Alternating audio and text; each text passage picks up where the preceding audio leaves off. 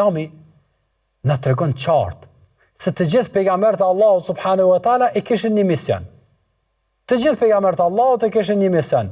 Ai ishte an i'budullaha wajtanibut taghut. Që të adhurohet vetëm Allahu subhanahu wa taala e të largohej nga adhurimi i çdo kujt tjetër posa Allahut subhanahu wa taala.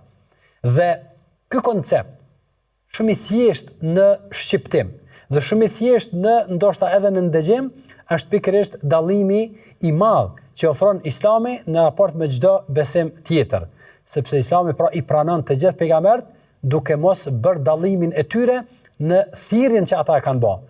La nufarriku bayna ahadin minhum, ne nuk bëjmë asnjë dallim në mes të pejgamberëve të Allahut subhanahu wa taala, sepse të gjithë kishin ardhur me misionin e thirrjes në Allahun subhanahu wa taala dhe për cilën e shpallën nga Allahu xhalla shanu. Andaj nëse shohim vargën e pejgamberëve, ne i pranojmë të gjithë pejgamberët e Allahut.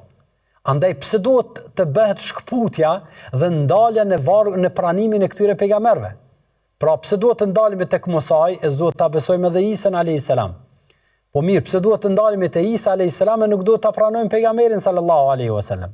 Andaj nëse shohim edhe argumentet logjike, edhe argumentet fetare, na e qartësojnë pozicionin e pejgamberëve dhe qartësinë e obligimit të tyre, e për cilët pejgamberi alayhi salatu wasallam na ka treguar se pejgamberët e Allahut subhanahu wa taala al-anbiya'u ikhwa, pejgamberët ishin vëllezër.